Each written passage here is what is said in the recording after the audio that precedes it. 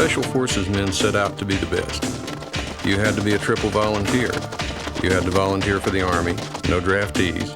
You had to volunteer for Airborne, and you had to volunteer for Special Forces.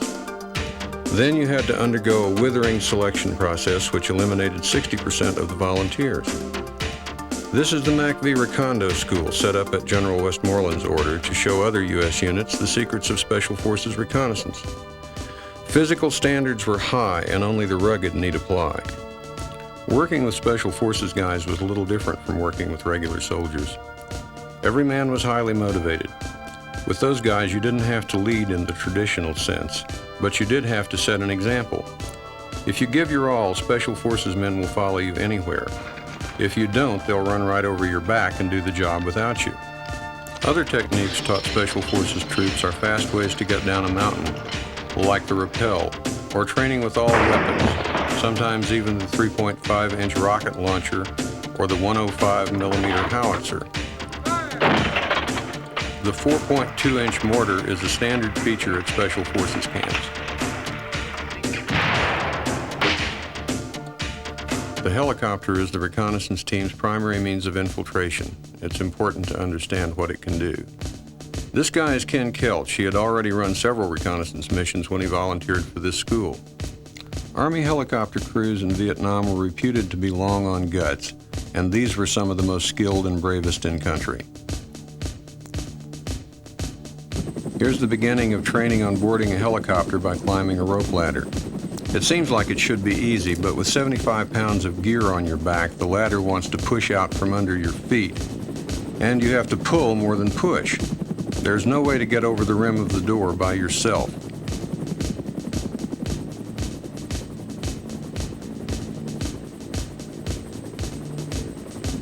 Because you can get in without a landing zone, the helicopter rappel is one of the most effective infiltration techniques. But once you're on the rope, you're committed, and you're going in no matter who's there to greet you.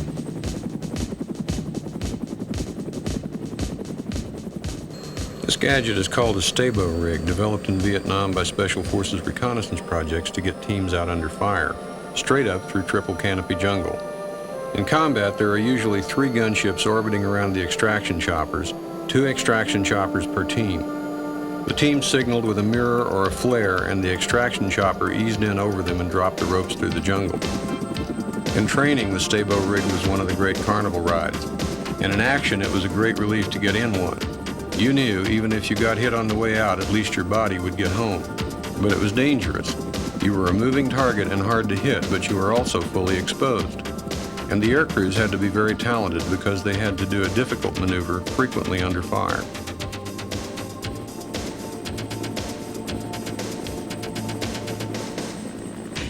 In the earlier system, the McGuire rig, you sat in the rig with one arm cuffed. There was a story about a recon man who didn't use the cuff.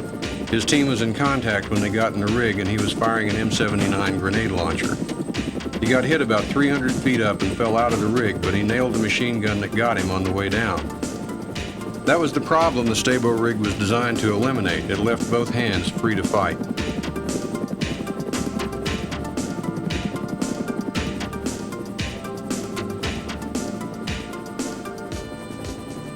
Getting in and getting out when it's almost impossible are Green Beret specialties. In a sense, scuba is something like parachute jumping, in that you're in a totally alien world. But whereas jumping speeds everything up, scuba slows it down.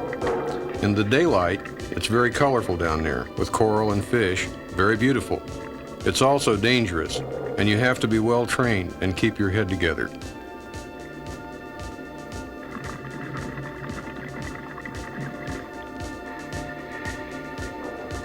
These Recondo students are learning small boat training primarily for discipline and teamwork.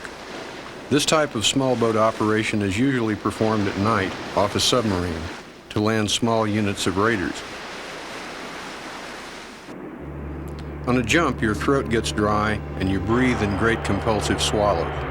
The excitement builds, and each man's excitement intensifies that of all the others. It's hard to believe how wired you are by the time the light goes green. By then, you want nothing more than to get out that door. When it goes like a freight train. Then it's your turn, and you get one quick look at the sky above and the ground below, and you're gone, weightless, slammed through space.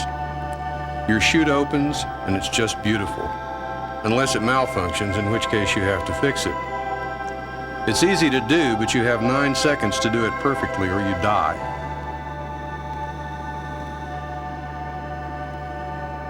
The difference between regular troop jumping and a halo drop, high altitude, low opening, is about like the difference between driving a lumber truck and a Ferrari.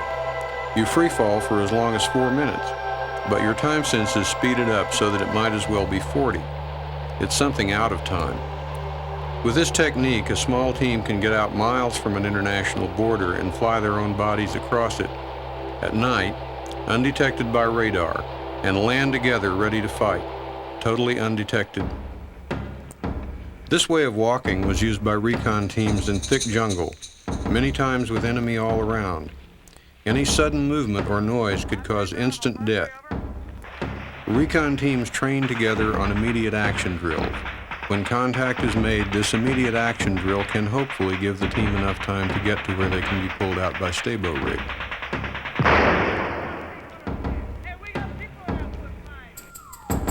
Special Forces recon teams were usually 2 Americans and 4 Montagnards, or another ethnic minority. Team training was very thorough. Usually the whole team would gather together to train one new man, because in a couple of weeks they'd be depending on him in the world's most high-threat environment. Sometimes those teams would be hidden in the jungle surrounded by thousands of enemy for weeks.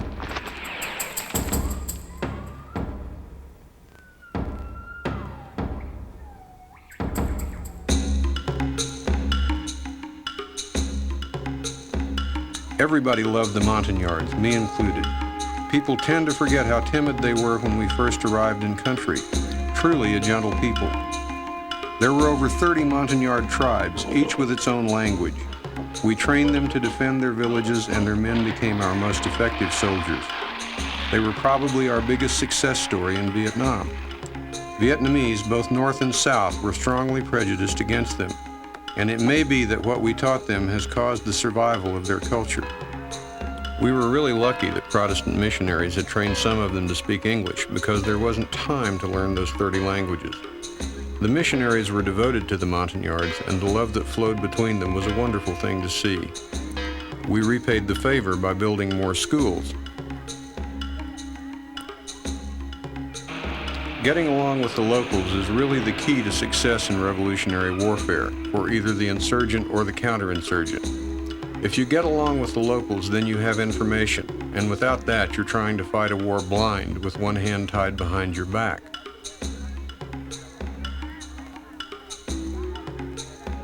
One of the things that's hard to explain is how much the people we lived with loved us, and how much we loved them.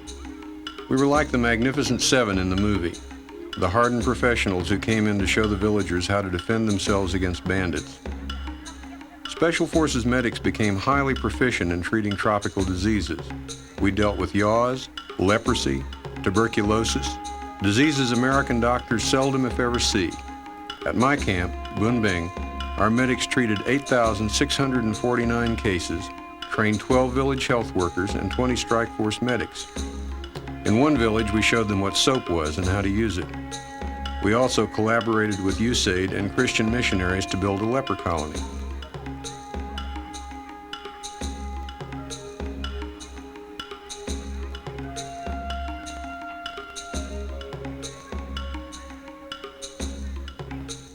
This is Ken Miller.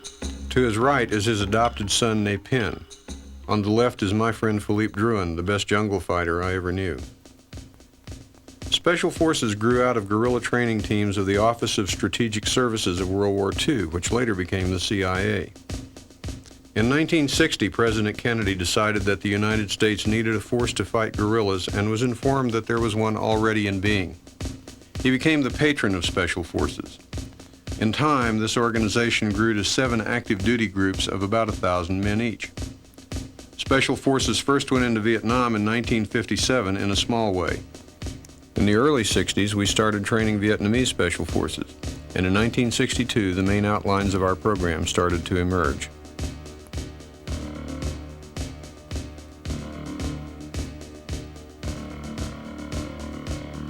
Thai Special Forces under the command of then-Colonel Tinchai Sirisimpan, now a full general, were our first project in Southeast Asia, and one of our most successful.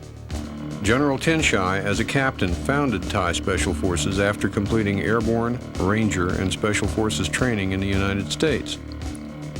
His special forces were as well trained as ours, and many of them served with us in Vietnam. The American here is Captain Cruz McCullough. He was later my commanding officer in Vietnam. In this exercise, Cruz is teaching the encirclement of a hostile village and the capture of communist terrorists.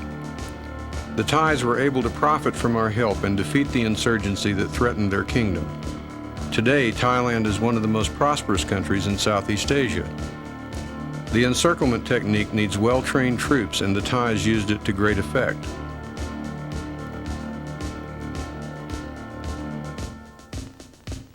This lieutenant, the executive officer at Camp Bu Prong, and his Vietnamese counterpart have an agent in the nearby villages. And as a result, they are going to be the ambushers instead of the ambushed. It's much better to know when and where they're going to be than to just wander in the woods looking for them. Intelligence that cost millions to get electronically can be bought in the village for about $10.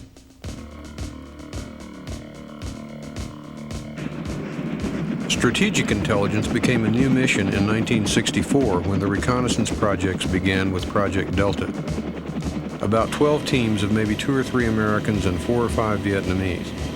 At one time, that one unit was responsible for 40% of the tactical intelligence produced in the entire Republic of Vietnam.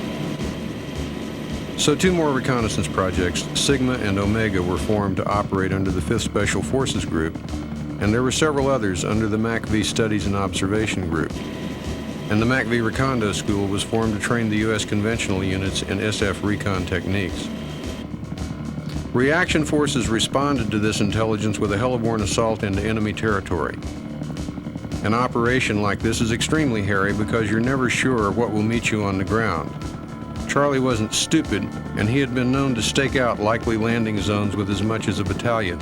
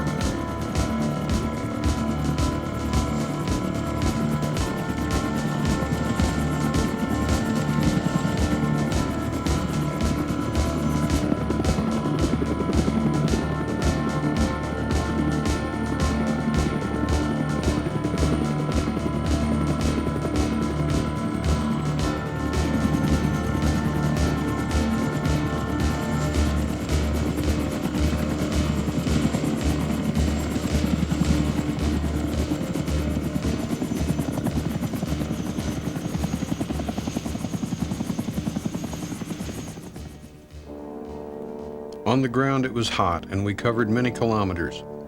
The trick is to get into the jungle undetected. You can do that by not announcing your exact time of departure beforehand. Then you have to vary your route, never go the same way twice, never do the same thing 3 times in a row. If they can't find you, they can't hit you, and you become the ambusher instead of the ambushee. But most of patrolling was a long walk in the woods, and there was plenty of time to think. Under those circumstances, you tend to discover who you really are. You also stumble over a lot of booby traps. This simple punji trap is one of the most common. These troops know that it takes 2 men to carry one wounded by these things, and that they are coated with human feces, so they'll infect fast. They don't kill, but by the time a unit has picked up very many casualties from these, it has ceased to be effective. We didn't have much intelligence in those early days, but the VC had spies everywhere. They either avoided contact or massed in overwhelming strength and lay in ambush. The VC, which was who we fought at first, were homegrown guerrilla forces. They were either locals who farmed and worked during the day and massed as guerrillas on command, or full-time units of up to a regiment who fought all the time. Still, they had their roots in the South and were local people. We had just about rendered those units ineffective by 1964, and vacancies in their ranks were being filled by Vietnamese from the north. Most patrols from SF camps were of 5 to 7 days duration, and we usually made a loop of about 100 kilometers. Most patrols were like that. Long walks, punctuated with short, violent firefights. We took a lot of wounded, and we usually lost one American out of every 2 teams, about 5% killed. There were few big weapons in country at that time, and survival was largely a matter of skill. Later, when the amount of steel flying increased, it became more a matter of luck.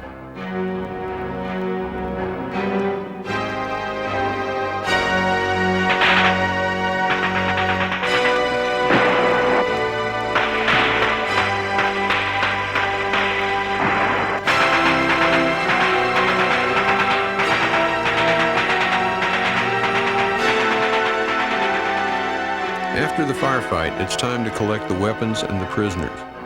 Our camp strike forces almost always beat the Cong, which is what they were designed to do.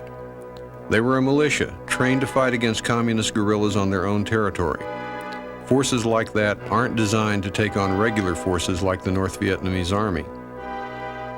Nevertheless, our strike forces did take on the NVA time after time. That they fared as well as they did is a tribute to the training and leadership of the special forces with them, because they were always, in that situation, inferior to the NVA in both numbers and weapons. Nevertheless, the NVA tried as much as possible to avoid them, and when they did clash, the result often went in favor of our troops. They almost always kicked ass when they met the NVA. After the attack, there was great relief, because it was you who was alive instead of the other guy. Going in, you feel loose and happy walking, instead of lying dead on the jungle floor. Combat in Vietnam provided few moments as sweet as these, a trek through friendly villages with trophy weapons and prisoners. It was a chance to look really good in front of the locals. When we were fighting the VC, our task was to train the locals to defend themselves and to help build South Vietnam into a viable nation. Capturing a prisoner is a rare opportunity to get valuable intelligence and to get back into the jungle with positive information on the enemy's location and capabilities. Later in the war, we sent out recon patrols with a primary mission to snatch a prisoner. The first Special Forces camp was at a place called Buni Now. The troops making this river crossing were part of that first strike force. They were simple tribes people just out of the jungle, and they were timid. But in time, they became terrific soldiers. We always controlled the areas we occupied. The tragedy was that there were never enough of us to cover all of South Vietnam at one time. As soon as we gained a toehold in an area, it was declared secured and we were out and the Cong moved back in. In 1964, our mission was modified and most of our camps were moved to the border. But they were never all contiguous and the Cong learned to avoid them and flow around them. We inflicted heavy casualties, but there weren't enough of us to stop them.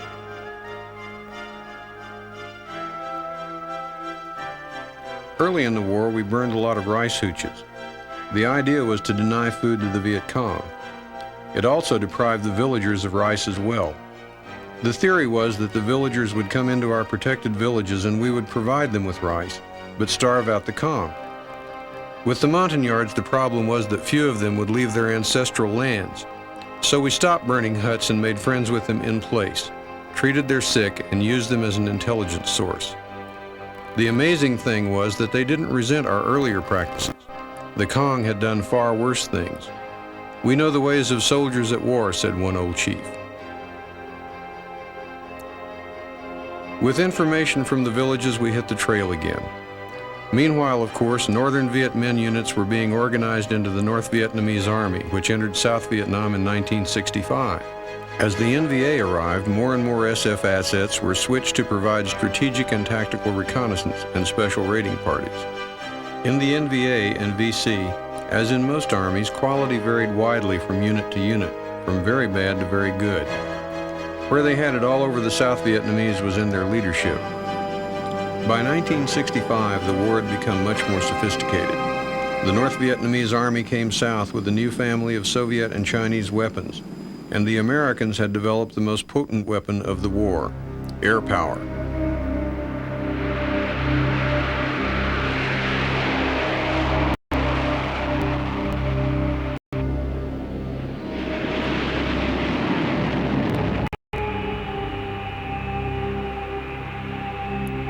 Usually an airstrike was called in when we were in heavy contact, deep in enemy territory, and needed some cover to break out.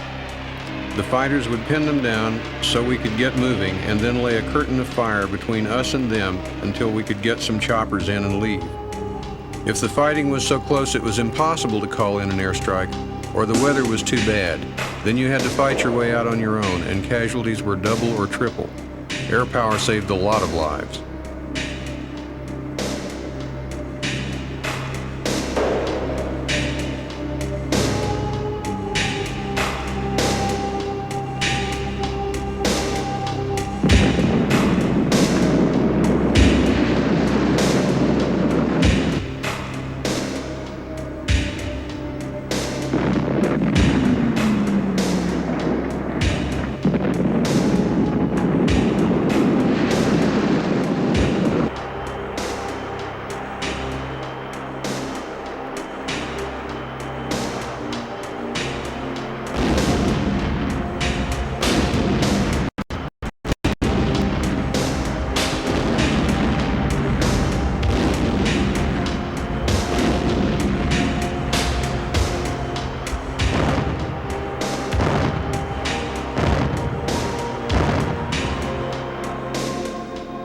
Special Forces developed a good relationship with the Air Force jocks who kept so many of us alive. Another group of flyers we cared about were the Army helicopter pilots who flew into exposed landing zones to haul us out, frequently under fire. They risked their lives for us on an almost daily basis.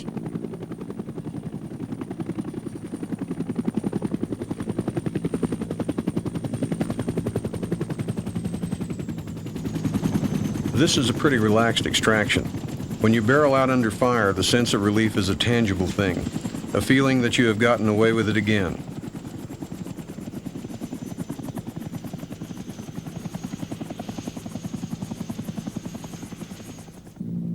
After the heat of the jungle, the air is cold and the sweat on your uniform dries quickly. You can't tear your eyes away from the jungle below, so beautiful and so full of death. I was pretty calm about it the first time I was wounded. While I was being bandaged, I organized another assault on the hill I'd been wounded on, then walked out with the company, about halfway back to the LZ. By then I'd lost so much blood I had to be carried.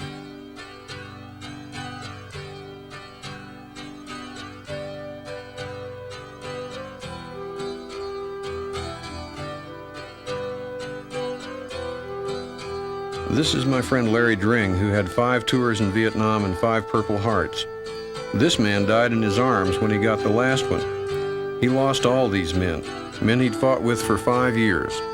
The company was wiped out the first day of the Tet Offensive, thrown into combat against an NVA regiment. But they saved the city of Pleiku and passed into legend.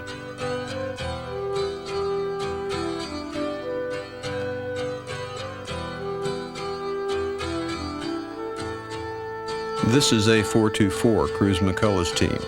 The closest thing to brothers I'll ever have. We never really wanted to leave Vietnam.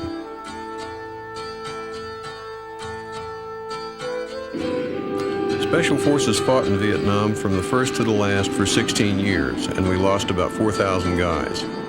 We were about 0.5% of the GIs in Vietnam and took maybe 6% of the casualties. We probably had more people wounded than not wounded. We earned an equally disproportionate percentage of medals for valor. We're associated in the public mind with Vietnam, but Special Forces has been involved in more than 24 insurgencies, most of which have never become widely known because they were successfully resolved before they became full-scale wars. But Vietnam is the only one we were in long enough to call home, and the only one we still dream about.